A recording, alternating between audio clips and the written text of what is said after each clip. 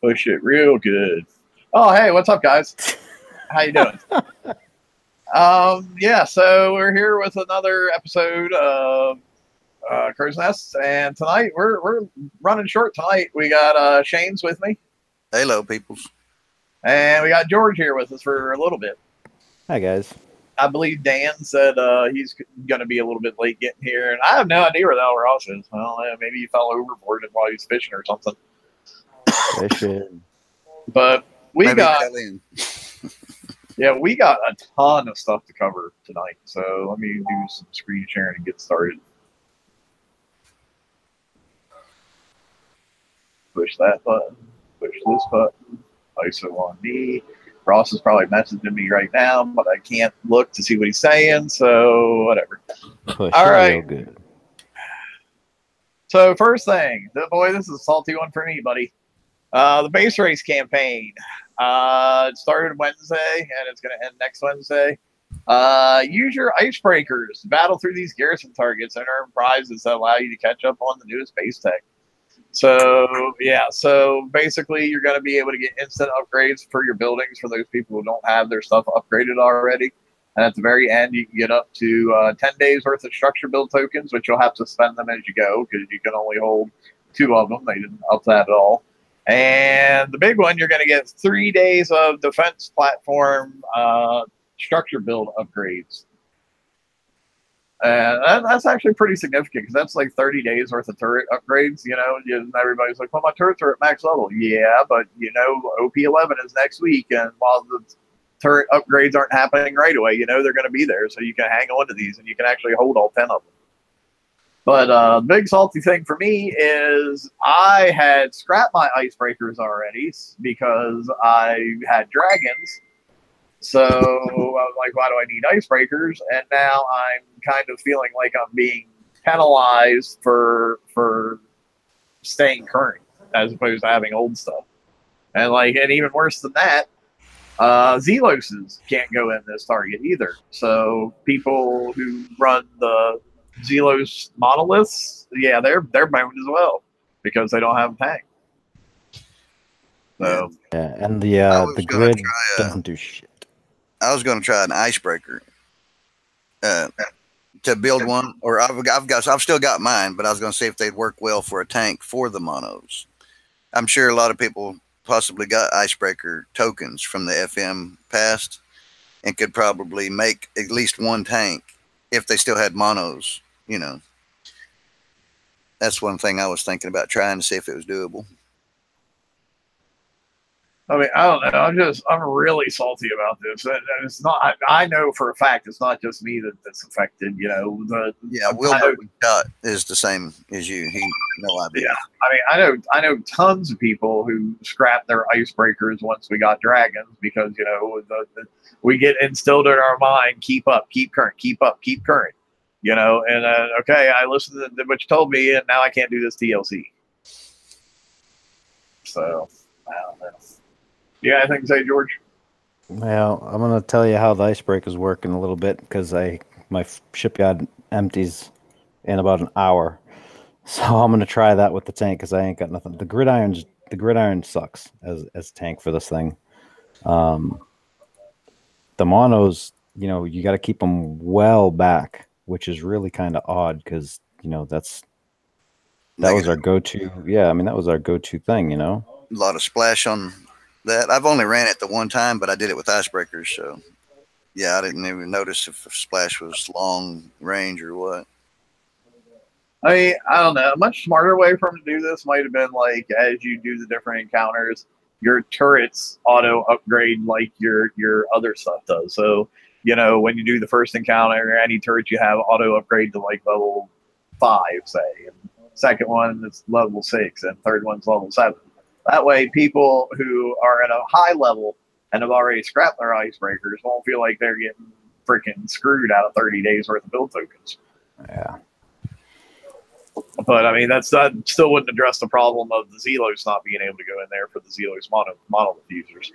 See, and the bad thing is too is I'm looking at this, and my monos are built to do the 120s, which means, you know, you can't get hit. So I have no armor on them, And I'm Right. looking at that target. They're not going to work because that arc missile is going to come and whack them.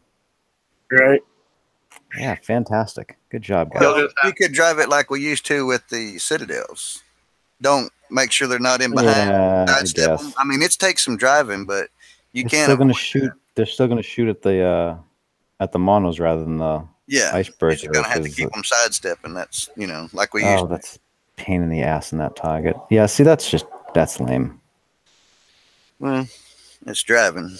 Yeah, I mean, I like the idea of this campaign helping low levels get caught up and get ready for OP11 and everything. It's just, I don't know. I wish there would have been a different way that they had done it. I mean, and that's the thing. I'm looking at this, and if this is supposed to be for the low levels, because I'll tell you, just like one or two of those missiles are going to give me 4 hours of damage. If this is supposed to be for the low levels, wow. I mean, wow. Well, That's not cool. To be honest, I mean, my old lady's file is a 68, and she was given a fleet of those icebreakers, and they can do this campaign. How far? I did the first pack with hers, and it's only 3 of the encounters, and it was 3 hours damage. Yeah. See, what I'm hearing is that it doesn't make it all the way through. Okay, I've ran the 4th encounter, and with her fleet, I know it would be able to run all 4 encounters of a pack. And she hasn't changed nothing on those. Oh, well, that's a good thing. I mean, I know Patrick Krakendock, he posted a video of his icebreakers doing it, and he took what was extremely a little bit of damage from what I recall. I mean, you can see the damage. Okay, a little over an hour. I didn't look at the actual time. I just looked at the health part. I mean, you could see the damage, but it wasn't any significant amount at all. Yeah. All 4 run throughs on his, I think it said 1 hour and 4 minutes, something like that. Mine was 2 hours and 9 minutes, but I'm only at R14 of the icebreaker, or R4 of the icebreakers in the retro lab. All right. So I kind of think maybe his was completely retroed out, is why he got the lesser damage. Yeah. It's just what I'm figuring. I don't know. For those people out there who have the T6 garrison hulls, here you go. You can do this, and if you're don't have all your buildings upgraded to these levels already, you can get that done. And then you can get that 30 days worth of structure, defense structure turret tokens is pretty big. I mean, it'll probably be when the new turrets come out, it'll probably be 2 turrets upgraded automatically, I would imagine. And you can hold all 10 of those tokens. They did give you 10 slots for those 3 days, so you ain't got to worry about spending as you go. Yeah, just keep in mind there for the structure tokens, you'll still have to spend those. Yeah. Those are still max of 2.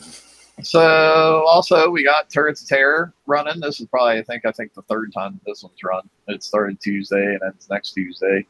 And you'll be able to go in and with your icebreakers or your Inferno Dragons or whatever, any garrison fleet can do this one. And you can get, stuff like Glacial Launchers and Epic Cap Morts and the old Adder Strike turrets. And, so, I mean, there's some okay stuff in here for, low to mid levels. It's always good to get them, the turrets and stuff, at least have them there, even if you're not going to use them right away. The specials are absolutely those are all key. You definitely want this, and I wish we could hold more tokens. I mean, I will say that. Yeah. Especially it's really annoying right now because B11 is next week, and it's I can only hold two days worth. That's so. Yeah. Well, I mean, you guys 10 in that one, and they giving you what 4 in this one? 1 day structures. Yeah. Yeah, and I mean the thing is too, no, this one's just 2 1-day structures. But the thing is and then Power Spec 3. Yeah. I mean, you guys remember before, was it OP9 when it was right about when it was going to come out? They gave us those TLCs and we got the 12-day tokens and stuff. Yeah, 12-day, 7-day, 5. I think that was the problem. They learned their lesson from that one. I mean, so fine, don't give us 12-day tokens, but I mean, let us get some of the 2-day ones or the 5-day ones. They took the 2-day ones out of the raid. I mean, they took all the tokens out of the raid. That's really annoying the hell out of me. Yeah. Double trouble. So for people who don't have mana cores that are your friends, you can go help them get mana cores. You can use your This was like Garrison Fleets also, wasn't it? Let me check real quick. Double Trouble? Yeah, weren't people complaining that this one was a little bit more difficult than last time or something? Yeah, I think it was a little bit more difficult, but it was still like, especially if you have dragons, it was still extremely manageable. Yeah, this is they're recommending icebreakers for this one too. So yeah, Garrison. Yeah, but I mean, you get a pretty good chunk of build tokens for your mana cores. You know, in the first prize pack, of course, you get the mana core itself, and then you can get oh, there's Ross. Nice of you to join us, buddy. Hey, sorry about that. Yes, sir. Better late than never. And then you can get three 1-day tokens in there too, and then prize pack 2, you get 3 1-day tokens and 3 3-day tokens, and your Roaring Barrel system. And then in the last one, you can get the scatter gun, and you get 3 more 1-day tokens and 3 more 3-day tokens. And then, of course, you get some VXP tokens in throughout there as well. Yeah, and just watch your totals as you're going through it, because these are not 99 for a max. For the VXP, yes. Yeah, I mean, I don't know why they put such small caps on this when they know most of the time you're going to get more in a TLC than what you can hold. It's poor planning. Is what it is. It's poor planning. And we also got the Scorpion Sting Elite, and you can use your mana cores or your Skyfires or your Phoenixes to do this. And this will get you like your Stinger missiles, some more mana core build tokens, Strike System 5, and you can get the Nightmare skin too. So that's okay stuff for those people who haven't fully finished out their mana cores yet. And it gives them the option for the missile, of course. So, you know. Right. Bounty going on right now. I know it's Ross's favorite topic at the moment. Okay, so yeah, it started today. It's going till Monday.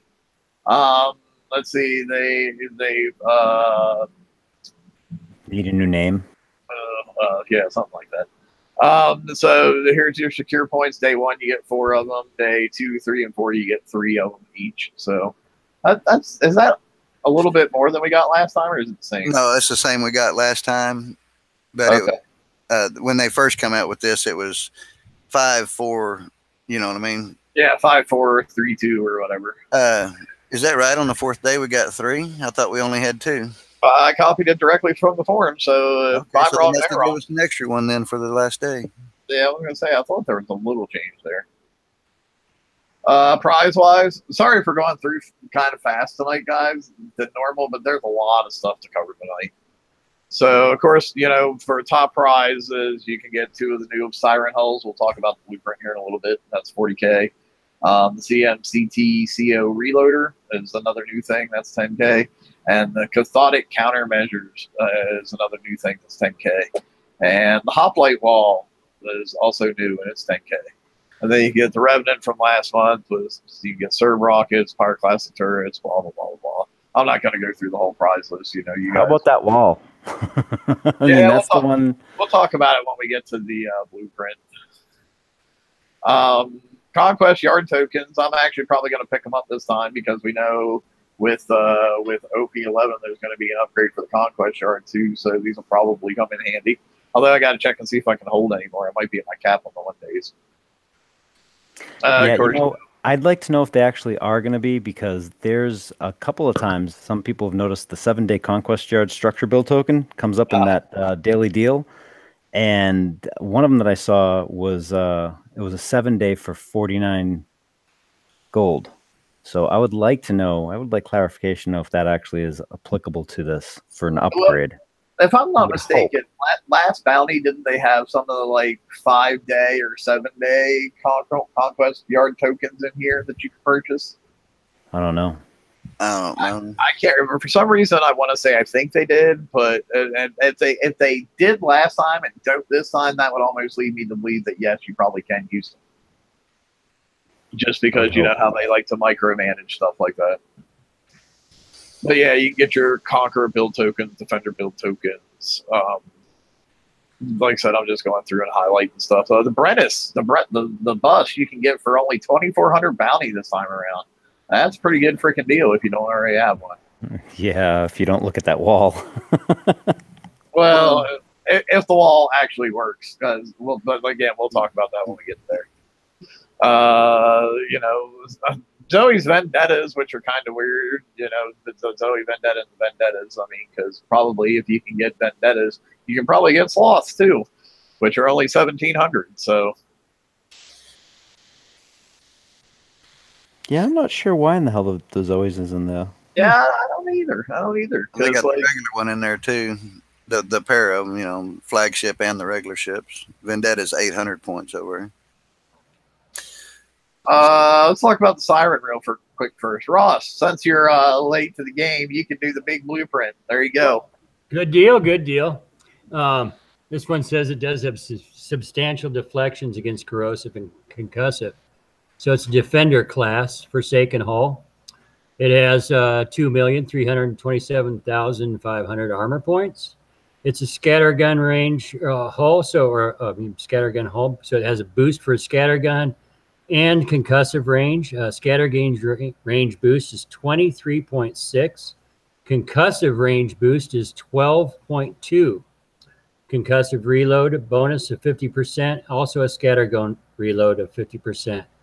It has a splash bonus built in, 25%. Concussive damage and corrosive damage, both 50%.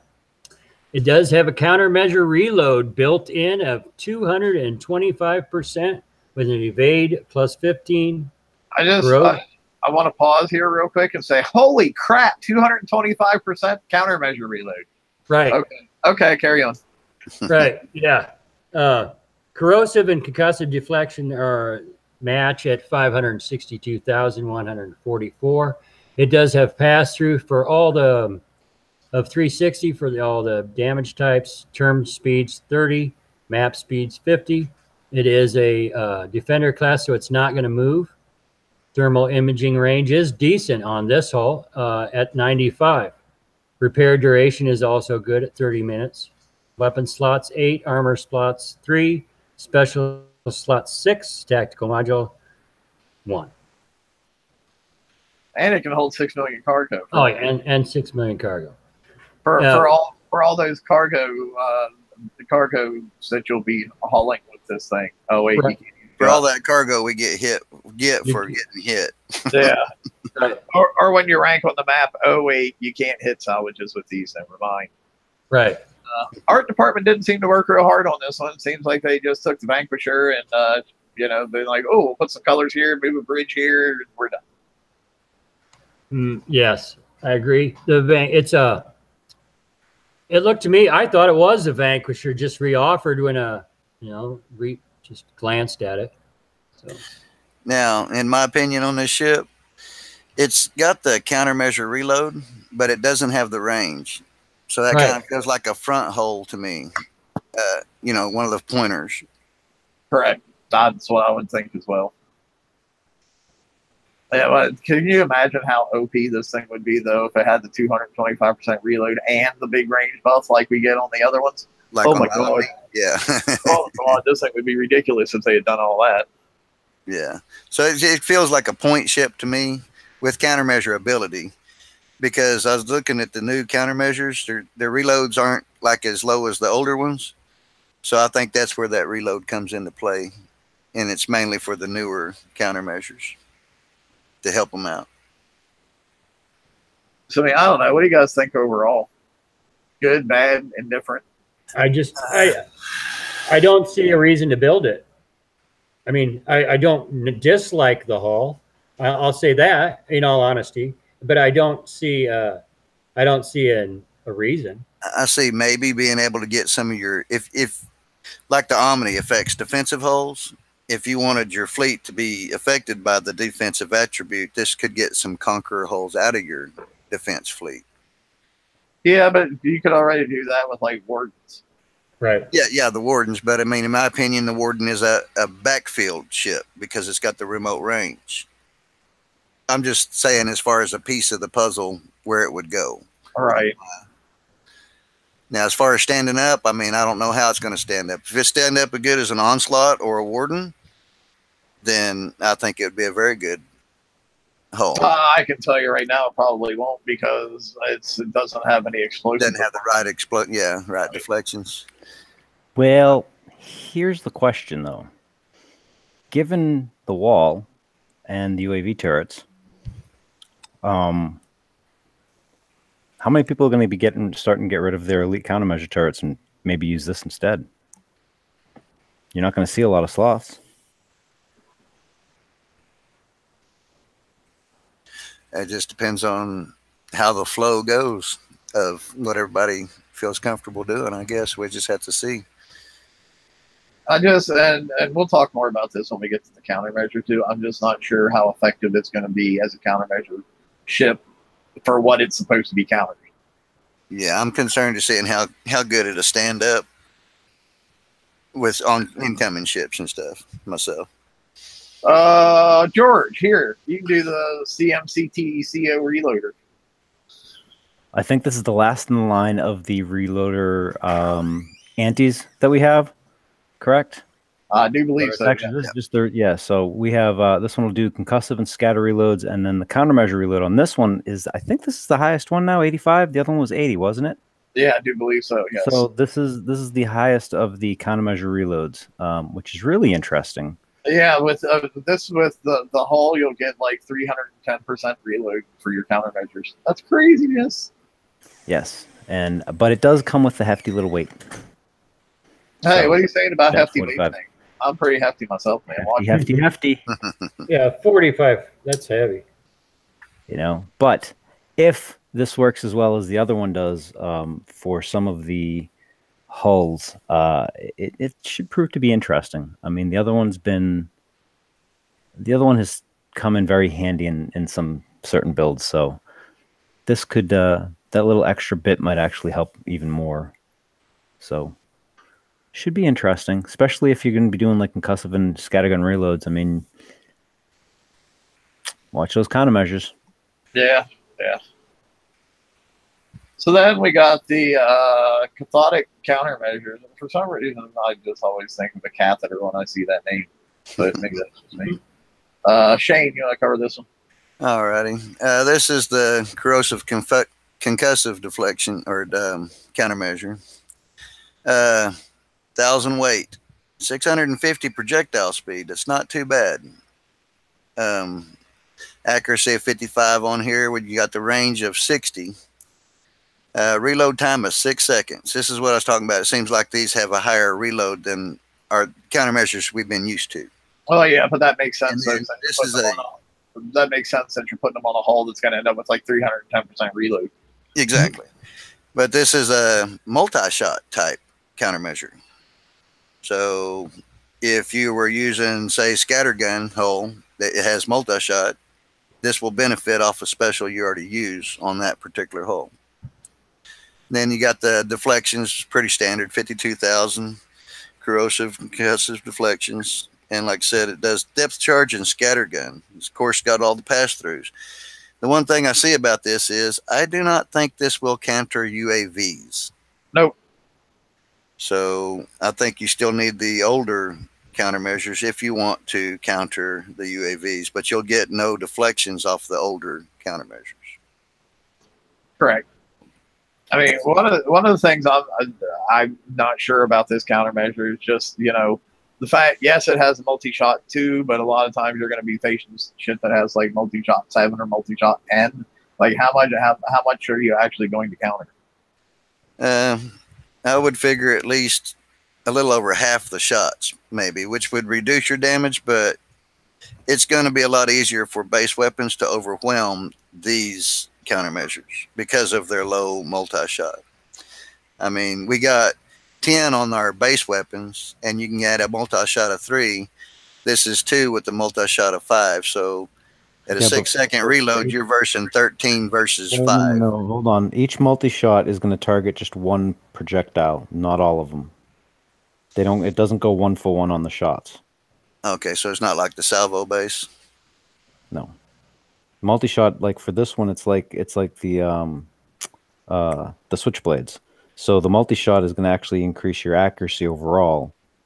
So this weapon is missing splash. That being the case. Well, it's not missing splash. That's just how it is. It's a multi-shot weapon. Well, That's how they work. I think what he's saying though is it would be way better if it had some splash. Yeah. I mean, if the multi-shots on this are going to one multi-shot coming off the base weapon, Yep. I mean, that's like a waste. They're going to throw 13 shots at you, and you're going to throw all 5 of your shots at one shot. So, Well, we'll just have to see you how kind well of it works. you kind of have to also think too as you're coming through, and if you're gonna if splash reduction actually freaking work, you have a couple of things that would be going on here. You want your multi-shot, the countermeasure is going to do just like everything else, going to fire at the closest projectiles first, right? Which means the ones that are going wide of you are going to do less damage anyway. So this is actually going to focus on the ones that are doing the most damage to you, or have the potential to do the most damage to you. You know what I mean? Yeah. And if you have more than one of these things, you're going to be shooting more than one at a time. And then a reload of, what was the 300, and what'd you say? 310%. So 310%, and what, 6 at rank is how much? Take it down to like 2 seconds, So 1.5 4 maybe. is 1.5 seconds at rank. So then another 300%. I mean, yeah, you're going to be firing these things pretty well. Now, shot for shot, yeah. But how many times did you see like 5 scatter turrets lined up in a row to shoot at you? I've seen Well, them I've a few got times. 4 cryos that can shoot at a ship coming halfway through my channel all at once. Yes. Yeah, I kind of got the same thing. Interesting. So I don't know. So Like 5, 6, 7, 8. You have how many did you say? 5? I have 4. 4. I have Cryo. 4. Cryo. Yeah. 4 by 8's what? 32. So that's 32 of them. So you'd need 30, like, to counter every single one of them. You'd need 32 of these things. I don't think they're intended to completely mitigate it. If they load up on all these countermeasures, well, there's other weapons in my base that's really going to tear up that tank that's coming through. So, well, if sloths are give gone, and take. but see now here, if sloths are gone, you're going to start seeing people that have fleets of tier 7 stuff, and 1 or 2 of those might be counter ships instead of attack ships. I mean, I think that's what the intent was originally, and we just didn't go with it because sloths made more sense. Yeah. it'll be, I don't know. I think it'll just be one of those ones. So we're going to have to wait and see how effective it's going to be. I think we can sit here. It seems like we have to say that about almost everything in the game anymore, because like we know the way it's supposed to work on paper, but the way it ends up working in the game is totally different. Always different on paper. This is true. Yeah. So let's see, and then we got the hoplite wall. Dan, since you're also late to the game, you can go over this one. At least I knew you were going to be late. Yeah. Hey, not a problem. Glad I made it. The hoplite wall. Yeah, this here's a new one of our new walls. It has penetrative thorns 500. It has a thorn duration of 20 seconds and a thorn cooldown of 35 seconds.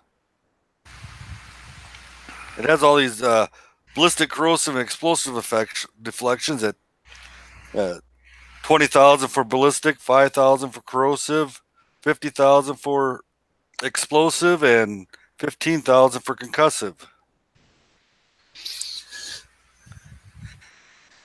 And it gives all these pass-throughs for them too. Everything at 360.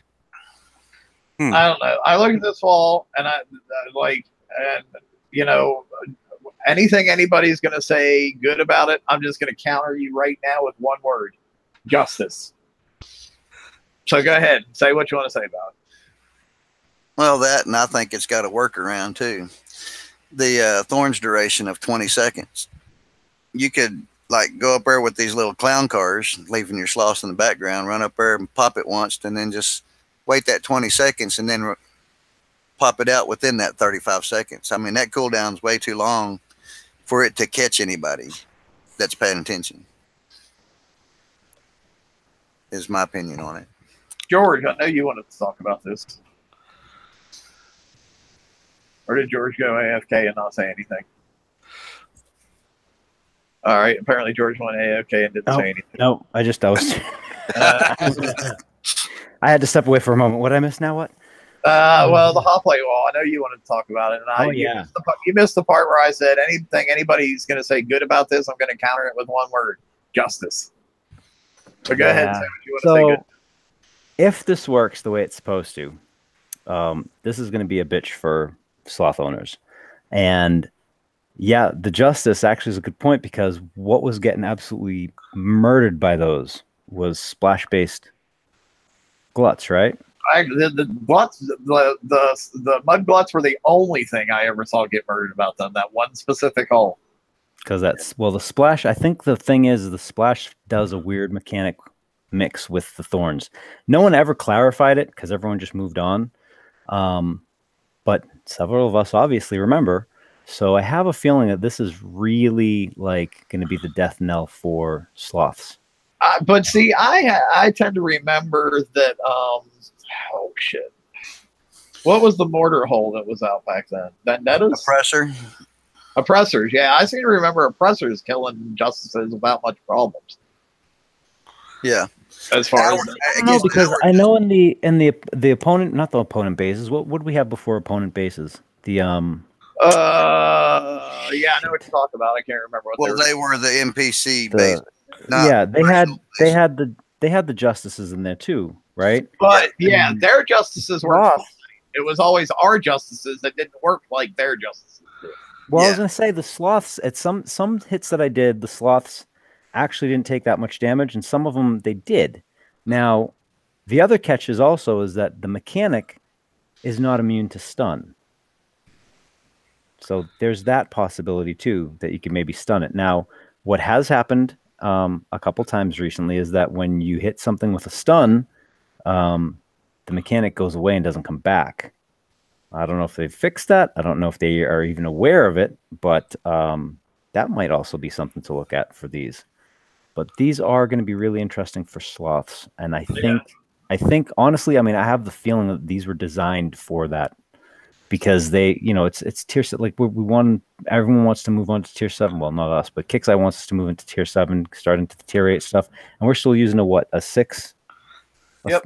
Tier 6, right? Tier 6 hull. Yeah, and I mean, it's fun. And what I would be like if I was on, the Kixeye staff, I'd be like, okay, well, why is everyone having fun with these? And then what can we do to, kind of take this idea and go forward?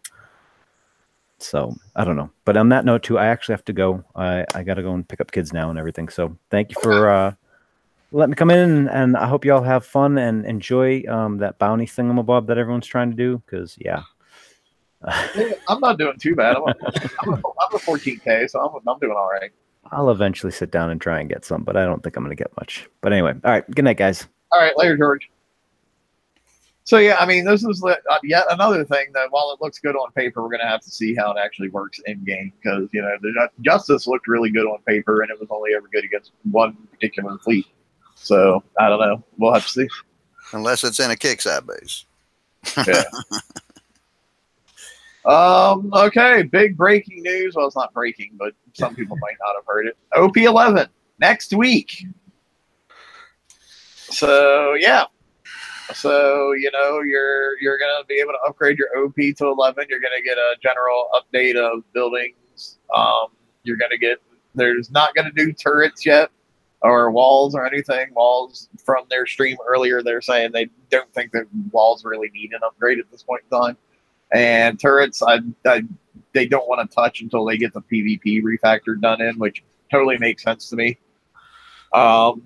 So you're going to get advanced resource generators. So like a lot of this we'll be talking about in depth later, but I'm just going to go to the briefs right now. So you'll be able to get generators for your titanium and your uranium. So that's pretty awesome. They're going to be doing a thing called expert builds, and we'll talk more about that later. And the War Academy upgrade is you're going to be able to upgrade to get more fleet storage space. So we still don't have more room in our dock yet, but they are giving us more storage space.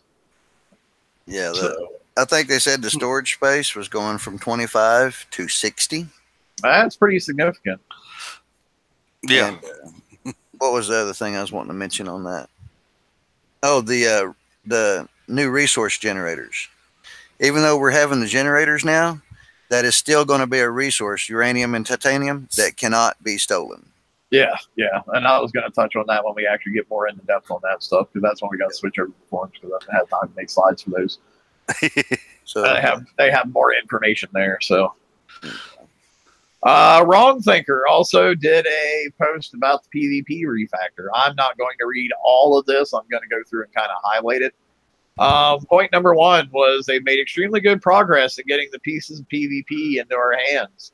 Of course, the first task was get everything out to form a solid foundation. One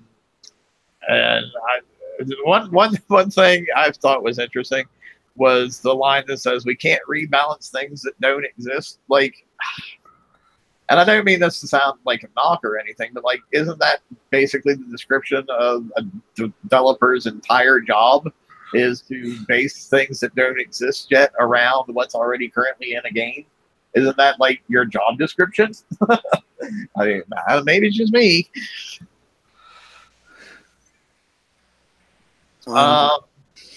Content rebalance is still going to be about 6 to 8 weeks away. Because basically what all this says is they don't want to put out something that's half-assed. They want to make sure they get it right. So yeah, so you're still looking at like a good, probably, I would probably, while I would love to be optimistic and say it's going to be the 6 week part, I'm going to be more realistic and say you're probably looking at the 8 week part. They're removing over damage and damage resistances from PvP. Over damage, yeah, I'm glad they got rid of that. That confused a lot of people. Like people who knew how it worked weren't confused, but people who aren't as into the game, oh my god, they totally didn't understand it at all. And they are getting rid of damage resistances from PvP. Now, I know they touched on this a little bit on the stream, but I'll be kind of honest, I kind of zoned out there for a minute when they talked about that. Did any of you guys catch the show and catch what they were saying about removing damage resistances from PvP? No. I wish I did now. Yeah. Dan, I know you're. I was on at the same time you were, and it was their damage resistances are gonna go away, but not from everything right away. It seemed like they're not. I'm not sure exactly how they're actually gonna do it, because they have to add all this deflection stuff into the old ships and everything, and that it's really going to be weird. So let me understand that they're keeping deflection and getting rid of resistances. Resistance? Yes. Yep. Yeah. Well, is that basically the same thing you gathered, Shane? What Dan said? Yeah. But that's, I don't know. That's a scary thing for me. Just because the way I'm thinking about it. I mean, resistance is, to me, is in my base, or PvP is my base. And I mean, to me, it's scary because I figure if they change those to deflections, now I'm going to be refitting my base the same way I refit or build ships as we progress. That's what has me worried. Yeah, I mean that's exactly how it's going to end up working. I think they're going to be I think they'll be changing what the armors say, and they can't do all that all at once. And like Shane and I have talked about this a good bit already, actually, and I totally understand his point. What he's saying, it's like, 20. If I have 50% defense on my turret, that's a floating value. If you're hitting me with 1,000,000 points of damage and I reduce it by 50 points, or 50%, it comes down to 500,000. If you hit me with 200 points, it goes down to 100. So that's a floating value, and that value that it does can change. But whereas when you have deflection, you're looking at a hard value at that point that doesn't change. Exactly. But my counter argument to that, though, is like, as long as they watch the damage that the ships do, like say when we get the T8 turrets and we get the T8 hulls, their damage from the first T8 hull to the last T8 hull doesn't really go up exponentially. As long as we have that same amount of deflection on the turrets, it should be okay. But they're just going to really have to keep an eye on that. As far as having to go through and and change shit in my base all the time. And we talked about this too. It's like I do that all the time anyway. So to me, that's not going to be any different. Okay. Well, I mean, the other thing that bothers me in that is one of the complaints now is we have so many specials for our ships. Is this going to happen to our bases now too? Are we going to get 90 specials that go in our base and then we can't find or figure out what we need in there as well? Yeah, at this point, that's an unknown. That's why I'm not getting all too worried about it yet. You know, I'm kind of trying to be optimistic. We'll wait and see what happens. And if it comes out like poop, I'll say it's poop. You know? Yeah. I mean, we just got to wait and see what rolls out and how they address it. Well, we don't have. I don't have to wait very long to say that that's just an asinine idea. In all honesty, I've thought over this just as long as they have, and that's the most retarded thing I could actually even come up with. The deflection is actually where we got this issue from. The deflections are what caused this nightmare numbers to go to skyrocketing and caused the clown ship, the circus ships, the hulls to have weapons that do nothing but deflection stats. That's what created this. They should go the opposite, in my opinion. Get rid of deflection, go resistance. You got to be kidding me. Yeah, if you want to lose 60% of the player base that doesn't understand deflection now, and you're going to go to total deflection, well done. Well done. I would counter that with saying that the reason we have to build clown cars isn't because of deflection, it's because of them not giving us the armor that we need. No, it's just deflection. If they didn't have a deflection on the arm on a weapon, we wouldn't be building those. But if we had the armor, we wouldn't have to put that weapon on. No, yeah, but I don't care if it was stock on the hull. Then we wouldn't need either. I mean, that's just what you're saying. What I'm saying is they built it by design. They created this problem by adding deflection to those things, and they're just that's asinine. That's my opinion, straight up. You're more than entitled to your opinion. I actually like deflections more than I like resistances. So do you think that the common community average player understands deflection currently in this game? I think they understand it just as well as they understand resistances. As far as damage, knowing what the damage is and what you're going to be getting, I think deflections are simpler. Because defenses, you would have to do math to figure out how much armor points of damage you would be able to take. Well, not exactly. To look at and figure out. Not exactly as you were stated before. If you have 80% defense on something on a certain damage type, knowing that damage type is only going to do 80%, 20% damage to you. 80% of different numbers. This ship does this much damage. That ship does that much damage. So the number that armor points that you're being taken from would change. Right. But deflections is, okay, I've got 50,000 deflection. I know I'm negating 50,000 of damage that hull is putting out of whatever damage. You know what I mean? I'm not saying it's better. I'm just saying it's easier to see. Yeah. As far as a layman's player, what he was asking, how would a layman's player figure it out? Steve, but you see, a layman's player doesn't know how much actual damage is coming off a turret. Well, hang on. Not with the multi-shot. I think we're taking a big responsibility on ourselves talking for the layman player, because none of us on this panel are layman players. Exactly. Yeah. No, I know, but I am talking for them. I will talk. And we should be talking about the layman player. But what's coming up? But the thing is, we cannot speak to what a layman player does or does not know because we are not layman players. I can too. We have people I'm an alliance leader. alliances I have 99 players all the time. Yep, I totally can. I can totally talk for them. I have 99 players that ask me more questions than I ask Kixeye. As a higher player, and I'm deck leader or alliance leader myself, and I've had the lower players asking me questions. And because I've gotten so far away from them, there's more differences than you would think between the top player and the lower player as far as the capability of them. You might know what you're talking about, but until you can go down to that lower level and experience what they're going through, you're really not going to understand what they're questioning.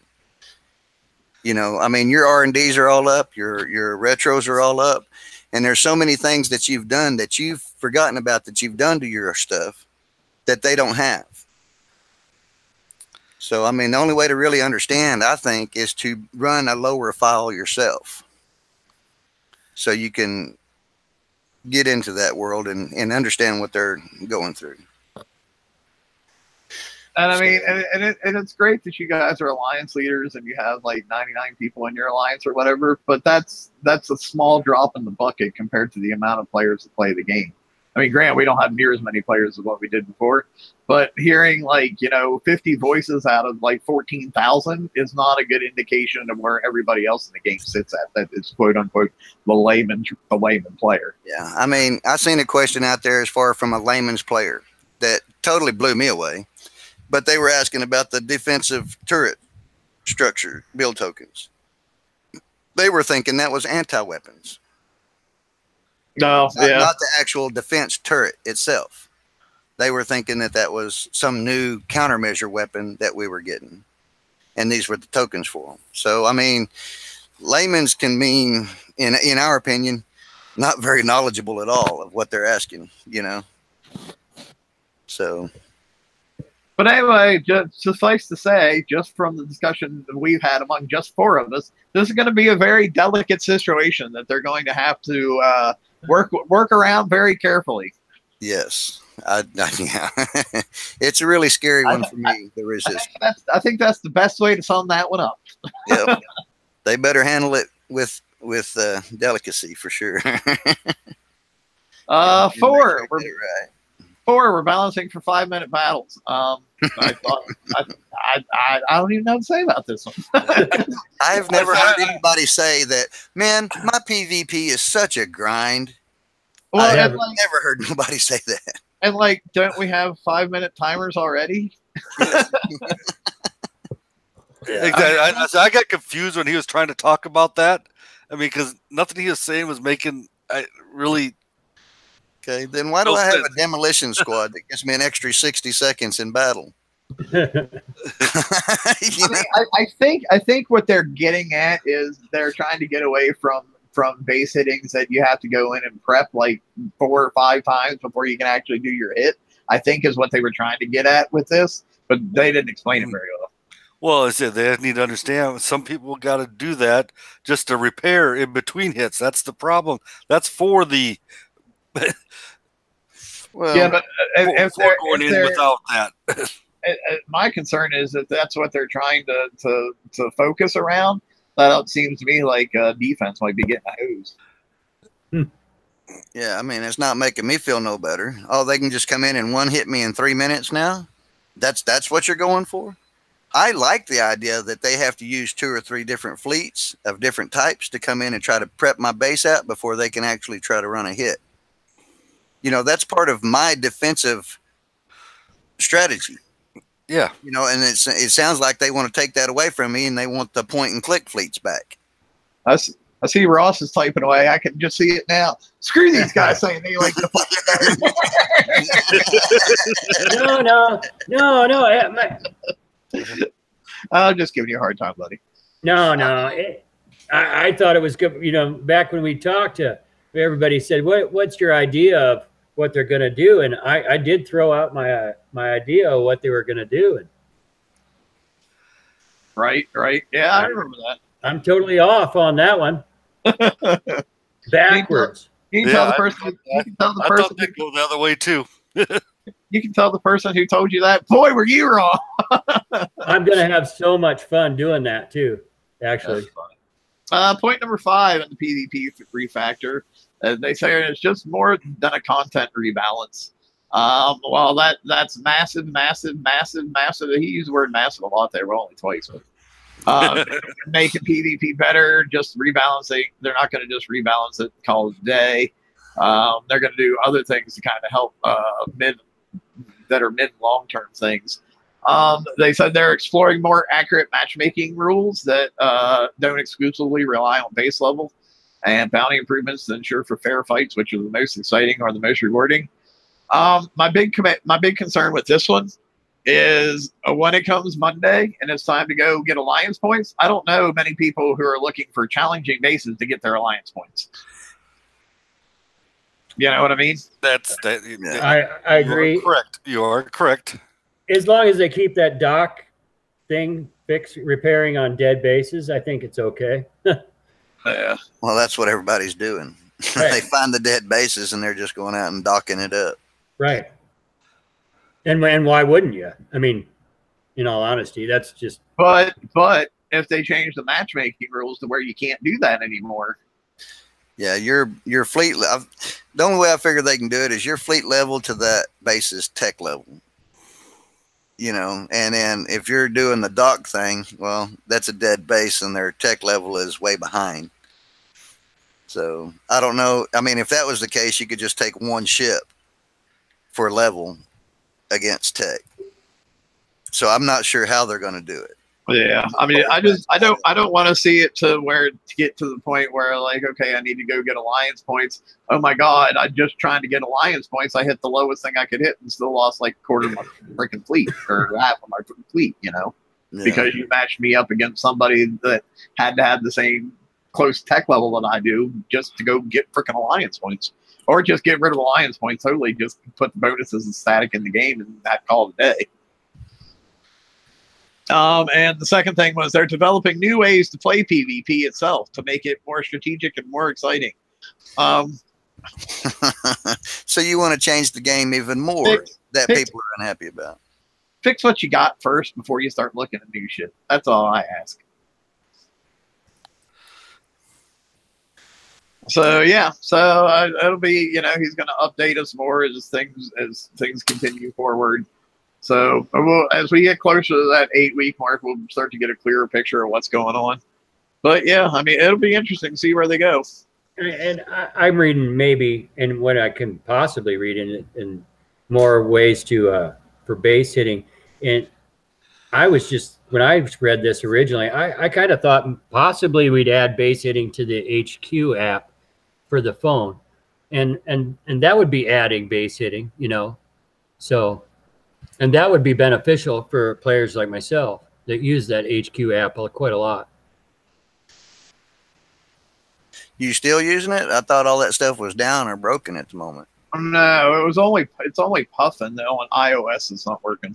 Yeah, I use the HQ app that they developed. It did go down. It went up at the same time the other went down.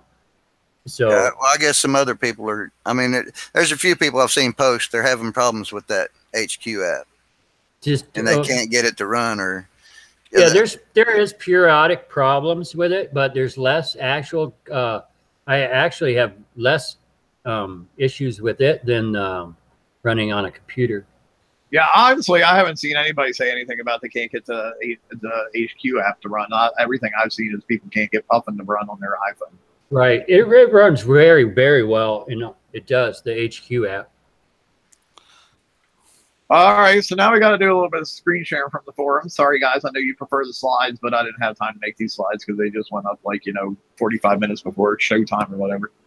So all the old stuff for all the old OPs and old buildings and whatnot, they've gone through and reduced the build times on those like they always do when we get a new OP that comes out. So they've also reduced repair times on them.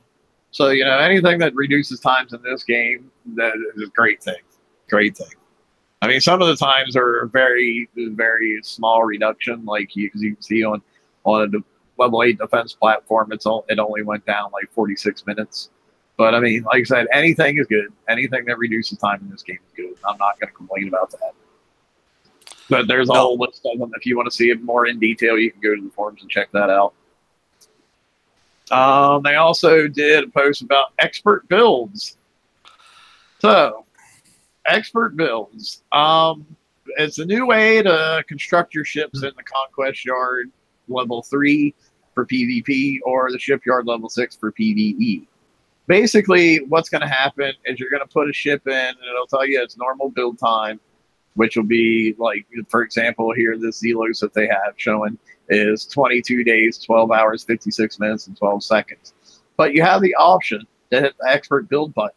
which will get the rank and reduce the cost, the build time of the ship. In the case of the Zelos, it very much cuts it in half for a significant amount more of resources. As you can see, like here, Zithium, for example, you need 198,000. Well, down here in the expert build, you'll need 298,000, but it cuts your build time in half and gives you a decent amount of rank. Is that like a 54% rank? Yeah, I think it is. Yeah. That's significant. Yeah. And then, you know, but it's not a flat rate throughout the game. As you can see down here, they give an example. Yeah, that's just a 5. For the Inferno Dragon, it goes from the regular rank it comes out with, and then it goes up to 1 star. And it's going to go from, for example, in the Zithium, it goes from 235,000 or 235 million up to 335 million. But it only cuts like, you know, about close to 2 days off of your build, and then gives you only up to 25% rank. So your benefit that you get from expert builds will depend on the tier. Expert build reductions does not apply to retrofits, so you got to like build the chip the whole way to get the full benefit of the expert build thing.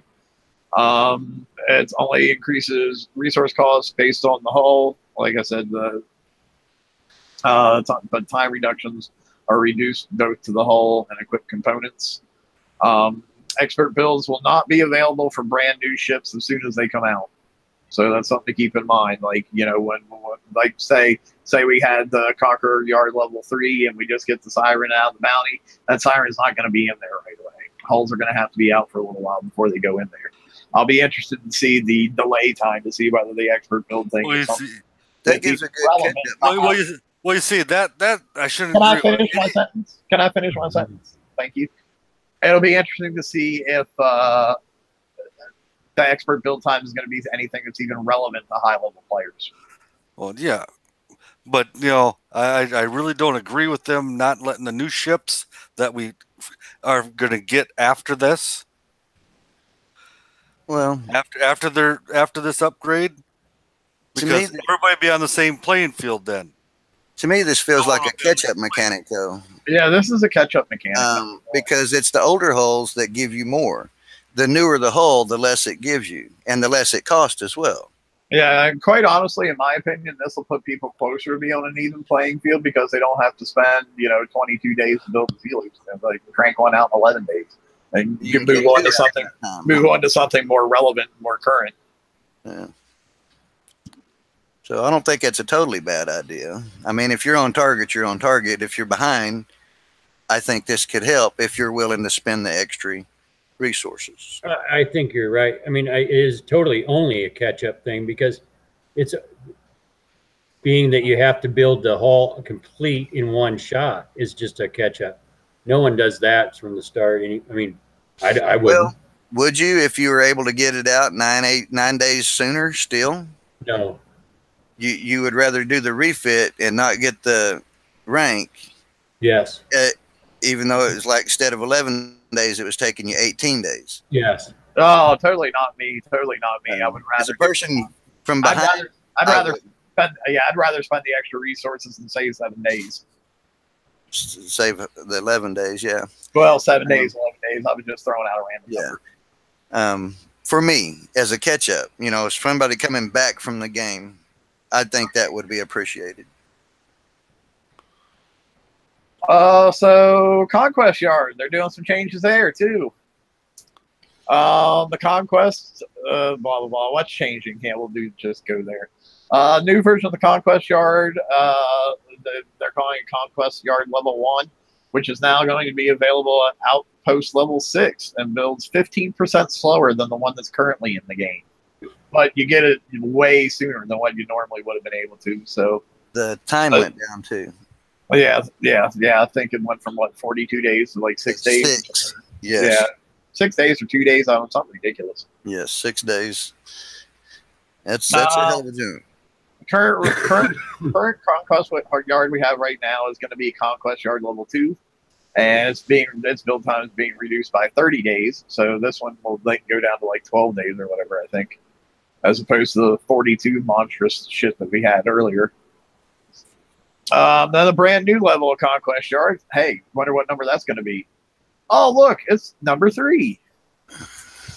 And you'll be able to get that at Outpost 11. And that's when you're going to be able to start doing your expert PvP builds. So yeah, it gives you a look there how much res it's gonna. That's for level 1. You know, it's 2 days, 20 hours to build that one. Level 2 is going to be the 6 days, 1 hour one. And level 3 is only 11 days to upgrade. That's actually way better than I thought it was going to be. It is going to cost you 225,000 uranium though. And you will be that time without building. So right now, since PvP's down, if we could get that and get it out, it would be the time to do it. Would be now. While PvP is not correct, and actually that's what's happening. So yeah, and so an expert mode only works in Shipyard 3, correct? Correct. Or the catch-up mechanic. Yep. Yeah, I don't know the catch-up mechanic is necessarily a PvP for the PvP aspect of it, but it's definitely for the PvE aspect of it. I mean, it's like comparing apples to oranges there. No, I was just stating that it's just, yeah, it doesn't seem like that much of a catch-up for PvP. Yeah, no, it's not. For PvP, not at all. But it is unless you're building vendettas or revenges. Maybe.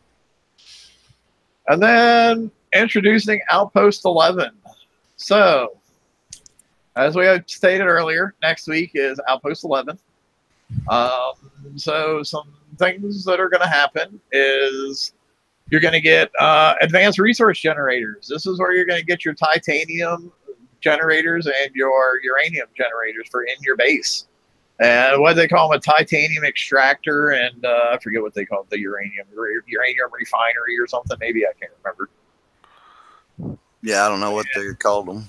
Yeah, you'll actually be able to get these starting at Outpost level 5. So that's kind of cool. And I'm assuming just like all generators, then the higher outpost level you have, you can upgrade them and whatnot. And from what they were saying, since we're not getting turret upgrades, but we are getting the OP upgrade, these are actually going to have a significant amount of health that will help you balance out your bubble pads. Because that was a big concern for a lot of people. It's like, well, if you're upgrading my OP and giving it more health, but not giving me any upgrades for my turrets, my bubble pad's going to be all screwed up. So this was their answer for that, to give these a big amount of health to offset that. I think they're including the War Academy as same way those res generators. Yeah, I do believe so. Conquest Yard changes, which we already went over. Expert builds, we already kind of touched on that. The War Academy upgrade, they're increasing the fleet storage, we already said, from 25 to 60. So yeah, it looks like Outpost 11 is going to be 20 days. Which, I mean, it ain't great, but it's not terrible either. So it moves it to 10 million armor points. Let's see. Yep, that's what it looks like. Oh, your bubble pad's gonna. Yeah, how much are they gonna add to this shipyard? That's what I'm curious about. You gotta be kidding. Okay, so let's do the math. Man, Dock 15 is gonna be 16 days. Oofa. Yeah, people having hard enough time building PV. Oh, this is that's over 2 weeks down. That's the shipyard though, not the dock. Yeah. Oh, shipyard. Okay, never mind. Shipyard is also 16 days. That's a killer. And you can only hold 2 days of structure up. Well, they're giving out 10 right now, but that's not. Well, you can only hold 2 at a time. Yeah, but that's not going to be around next week, is it? Exactly. Yeah, that's going to be a killer. The War Academy is going up from 6,000 armor points to 2.5 million. 2.5 million. Damn. That's the same as a turret.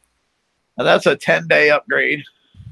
Now, I don't know if that's going to help my bubble pad much. Outpost is going from 6.6 million to 10 million. And I'm only going. But you have to take, like, we don't know how much health the resource generator is going to have either. Yeah. I mean, warehouses, they're going to go up. That's what they always do when we get a new OP, and that's the information we got on the outpost stuff at this point. So I don't know. It's going to be it's interesting times are coming. I can say that for sure. yeah. And shipyard's scary. You said it was 16 days, right?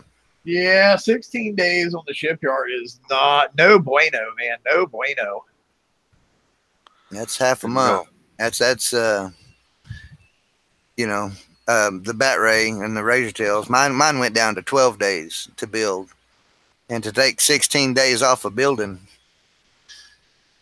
while the new raid's coming. I mean, I don't know if I'm ready to endeavor in that just yet. Yeah, unless they give us some kind of TLC that has like 7-day structure build tokens or something, it'll probably be a little while before I upgrade my shipyard for damn sure. Mm-hmm. I know the last upgrade of my shipyard took a while because I'm like, no, not gonna do it. Just I didn't look though. Does it give any other benefits, like any reduction of any build times or anything? I'm not weight saver. What is this? Yeah, Forsaken, Reaver, Scourge, and Draconian. It's like all of them. Yeah, 15% across the board. But I think we have that already, don't we? Right. Well, there's 15% on top of. No. No. Some of these were already 15%. Right.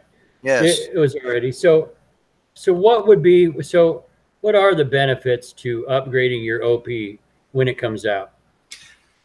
Power, I thought, was one of them I seen on there.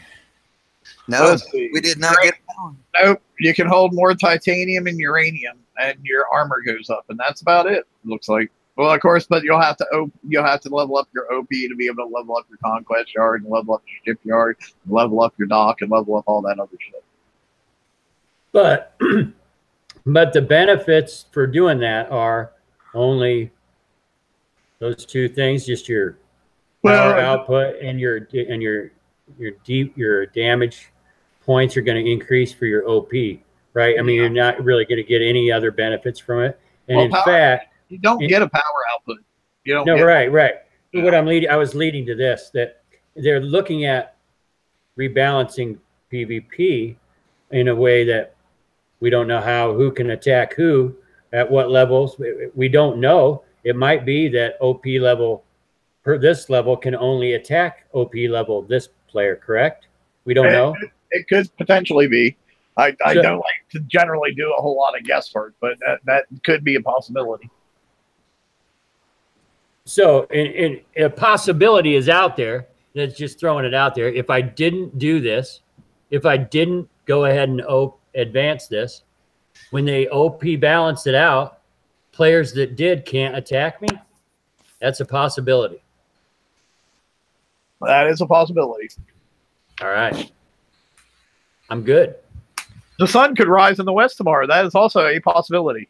No, I'm just trying to see. I'm just trying to out of the world you're in. To see what they, a lot of the times, a lot of this stuff is right out there in our faces, and we see it, and we just don't say anything, and we just assume that they see it too. And, all right. And that's what I'm just throwing it out there because maybe they just didn't see this. Oh yeah, my big thing though is I don't want the audience and people watching to be like, oh well, I'll just won't upgrade my OP then, because we do not know that's going to be a thing. No, I agree. Make that clear to everybody. I know people like to pick and choose what they hear sometimes, so I just want to say that like a couple times. We don't know this is a thing. I plan on myself. I'm not doing it right off the bat. I want to watch and see, and also I want to give people time to get the base calculators in order, because I use the base calculator to structure my base. And I want to give them time to get that done, and I'm not going to make no sudden changes and not be able to downgrade my stuff. You can only go up, so I'm not going to jump out there right off the bat and just start leveling up everything they're giving me. I'm going to be patient. Yeah, and I mean, even with the uranium, there it is, the uranium enrichment facility and the titanium transmutation core, even with them adding to the bubble pad, your bubble pad's still going to be screwed up for a while because you got to upgrade this before you can upgrade those to balance out. So no matter what you do, as always, when we get an OP upgrade, your bubble pad's going to be screwed for a while. Yeah. I mean, it is nice though that they're giving us 35 additional ship storage slots. There again, you have to upgrade your OP before you can upgrade this to get them. And that's good for me because I hate scrapping ships. Patrick Moore in chat saying that the 15% Legion reduction wasn't there before in the old shipyard. Okay, yeah, I was wondering which ones were new. I just figured, I thought I'd seen some of them before. Like the Draconian, I'm sure was 15% already. Yeah, they were all 50%. I actually thought we had gotten the Legion one already, but according to him, we hadn't. So, okay, well that helps out on weights of some builds. We have Legion equipment, so that's good. And I think that was all the factions now in there to this point. So I don't know. That's where we're at. Anybody else got anything? 325,000 uranium. Yes, sir. I'm not. You know what's funny? I don't even know that I can currently hold 325,000 uranium because I think I still have a warehouse or two I haven't upgraded the whole way yet. I'm a bad battle harness player. You can't overbank neither. Guess I'll be farming base parts over the next couple days. Well, I think it's only 2 days for a 16 warehouse. Yeah. So it's not that bad. How long does the warehouse take to upgrade this time? I forgot to look at that. I think level 16 is like 2 days and something. The next one was 3 days, 19 hours or something. Well, I've already got mine up to 16, but I didn't do it. 3 days, They were available. 3 days, 18 hours. Oh, okay. Yeah, I think I can only currently hold 315,000 uranium. So yeah, I got some base parts. I got some base parts to go farm apparently. I don't know. You guys got anything else you want to talk about on all this stuff, or anything else we've covered tonight? Or are you ready to call it a night? How's your bounty going? I'm at 14K. I'm at 7,000, but I've only been doing it about an hour. How you doing, Vikes? Oh, I haven't been doing a whole lot with it. I'm sitting at like 6,000. Okay. Where are you at? Nada. I had. You got to be kidding. That's what I was You talking caught about. 3 fish this morning, huh? Yeah, so let's talk about your issue a little bit because like you're the only person I've heard say it. Well, I can clarify that I'm not the only one because I got an alliance full of them, and I got a sector full of them. People having the same issues. The first target I went and hit was an 86 map target 86. It smoked my witch doctor in one shot from a Drac scatter on a portal. Okay. You had to run up into that dude then, right? Okay. Well, but it doesn't matter if you ran up into her or not, even if It's not supposed to do that. Yeah. You should be able to sit there and run up into it, dance a jig, and stand there for 5 minutes and not die. I'd probably be more worried if it was. I've had all those Drac scatter guns are one-shotting my ships too. Oh, they are, Dan. They are one-shotting you, Dan. Oh, okay. Yeah. Well, see, that's weird because I'm not having that issue. I really am. So I tested it. I'm not, by no means am I saying that you're lying to me. I'm just saying it's weird that you're having the issue and I'm not. That's all I'm saying. No, I agree. And there's a couple other people and that said on the page that they're not having the issue either. So I went out and I tried a 92 after that one. And I'm getting smoked by the and I know I can outrange them. And yes, I can outrange them. But they shouldn't do the damage they do. Or I know my build. I know what I can hit. I know the maximum output available from a non-supported porthole draconian scatter is not able to one-shot my ship. And so I did it.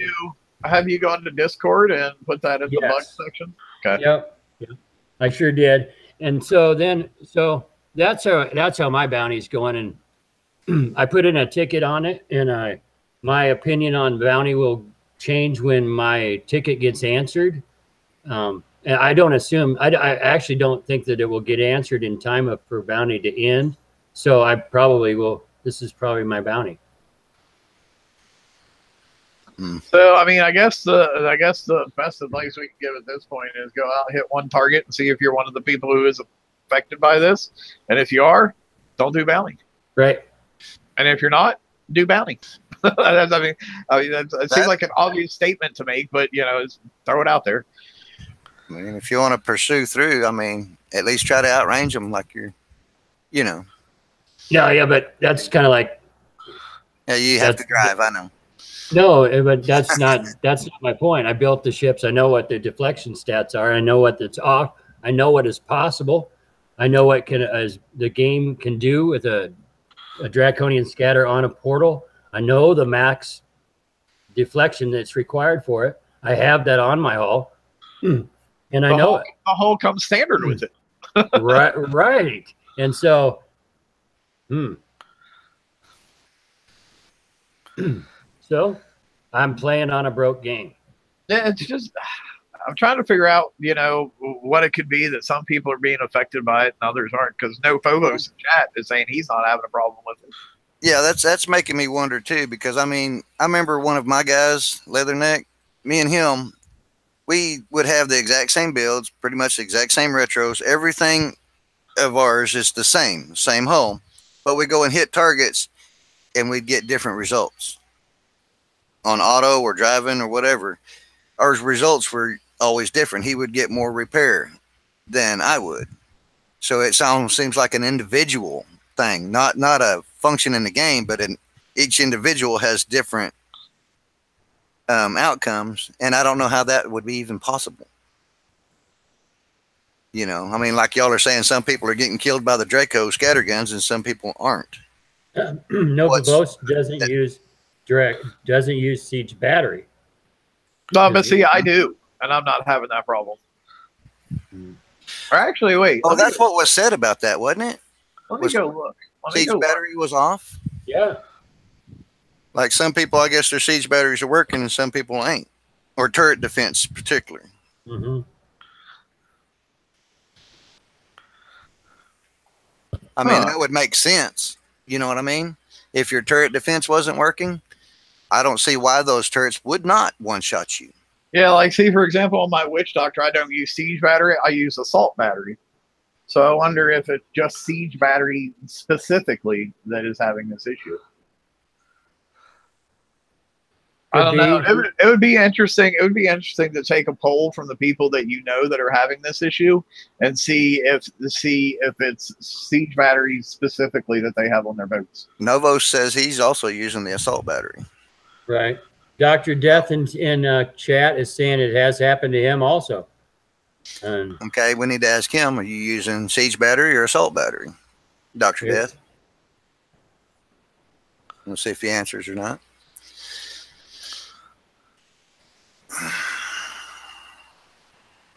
You might have to go look. I'm on here. I'm looking. Yeah, it takes a little bit to delay, but yeah. I mean, it's just it'll be interesting to see what kind of feedback we get and if it's that particular special. He's using siege. He's using siege. So there must be a problem with siege battery in particular. Yeah. It definitely sounds like it. So like I said, I have not on my Witch Doctor. I use assault battery, and I have not had that problem. So yeah, there was actually a problem with the siege battery not working in PvP prior to bounty, but it wasn't very well known. A couple people on SGS7 showed a couple base hits that they did hit that their siege battery was not working already. And that's why I was actually wondering. I asked prior to the start of bounty if siege battery was fixed. Yeah, but my They said- understanding is, you can correct me if I'm wrong on this, but my understanding was it was all the batteries that weren't working last night. Yeah, I don't know. I just know that I know Siege battery was not. Cool. So okay, so I mean, so we know that we can probably narrow it down to that one particular special. Then, if you have any other than batteries, you might be okay. But Siege battery, no bueno. Anything else? Nothing I can think of, except for getting back to my bounty. We'll talk just a couple more minutes while I ask Chad if they have anything they want to ask or want us to discuss. So while they're mulling that over and that message is getting to them, I'm still working. I'm still going on. I'm just working towards my Mana Core fleet. I guess I cover what I'm working on now, and that I really am concentrating. Wait, you don't mean Mana Cores, right? I'm sorry, not Mana Core. I do not mean that at all. I mean razor tail, and I've just been working on those, and that's really my key. Regardless of the OP changes and all these other changes, is to concentrate on we're having a really good working fleet in order for the next raid, and that's kind of what I'm just going to concentrate on. Yeah, I'm kind of in the same boat. There's I'm still debating one special slot on my Razor Tails, but I think I got the rest of them locked in. Yeah, that's what everybody's working on. I think that's what most people are going to be just not worrying too much about anything else. Yeah, that's myself too. I mean, like I said, I'm not doing the outpost right off the bat.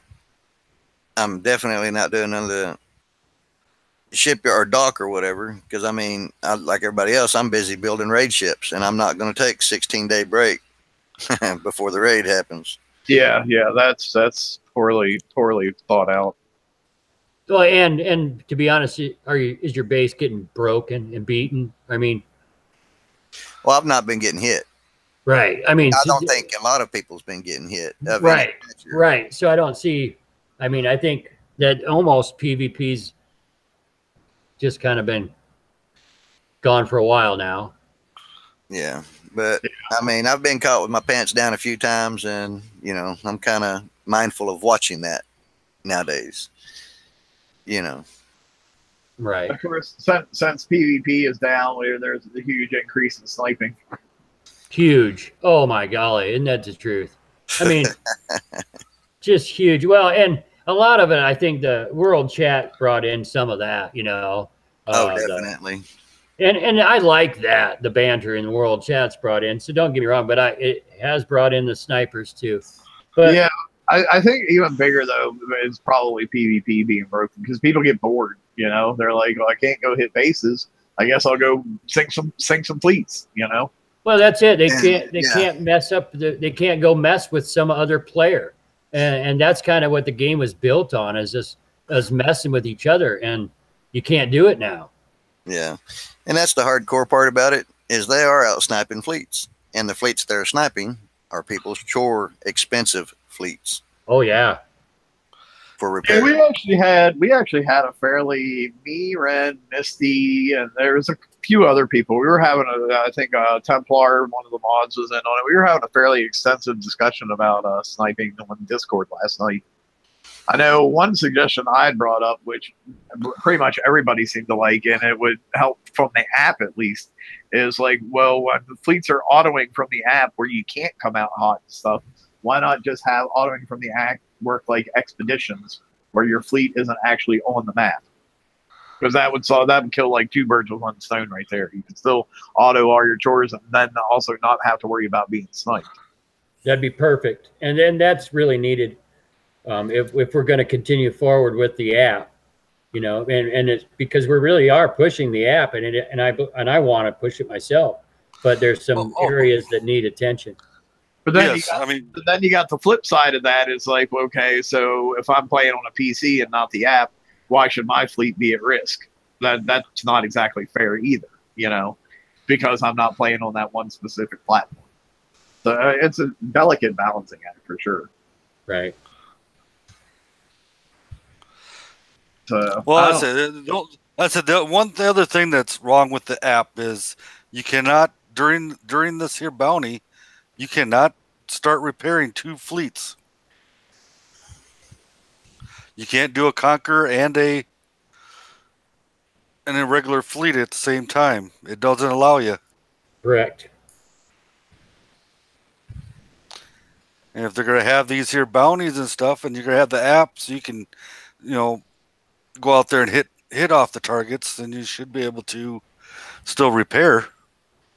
Cuddle of Fishes in chat is saying make every Conqueror flag act like the Harlock Tide, but I don't see how that's going to solve the problem. It should be make every PvE flag act like the Harlock Tide, because Conquerors are the ones that's Conqueror fleets that are sniping PvE fleets. Right, and you can run them, and you have a fair chance even if you get hit with a Conqueror fleet, but you don't with your dang working fleet, you know. Yeah, I mean, to me, you know, one of the biggest problem is the repair times. That's where the actual issue lies, because people are like, oh, well, I get sniped and I can't defend myself against Conqueror fleets. And I'm like, I remember back in the day when my floating fortresses would get sniped by predators, I couldn't defend myself either. But it wasn't as big of a deal because the repair times weren't like fucking, you know, 15 hours for my fleet or 20 hours for my fleet or whatever. No. And it isn't, and you ain't doing something that you have to do to keep up with the game. And, you know, I know a lot of people are of the thing of, you know, just fully separate PvP versus PvE to where a PvP fleet can't even hit a PvE fleet. But that's like, I don't know, the last time they did separations is when suddenly, hey, we can't rank stuff on salvages anymore or whatever. And, you know, it's basically the same. And then you have the thing, okay, so what do you do for the little bitty guys where, you know, who are like out hitting bases with Punishers because that's all they have to do, hit bases with, and they have fun doing that. And now suddenly they can't hit bases anymore, you know? I mean, I don't know. It's another delicate situation. This whole PvP thing is a delicate situation. Yeah. I just hope they put a lot of really good thought into it, and before they put all the changes live, do a whole lot of testing. And not just them testing it, but actual players testing it. Because guess what? A whole bunch of us are going to think of a whole lot more stuff than you 3 people can, or 4 people, or however many you got working on it. Not saying we're smarter, just saying there's more of us. So you're gonna come up with a lot ideas. more points of view. Yeah, we're gonna come up with ideas. You're gonna be like, oh, I never thought of that. So yeah, just think, and test. That's my advice. But anyway, we're out of here, and we'll talk to you guys later. I'll put the link in the chat for if anybody wants to jump on an after show, and I'll actually remember to do it this time. So yeah, we'll talk to you later. Laters, people. Later. As soon as I find the right tab to actually end the broadcast.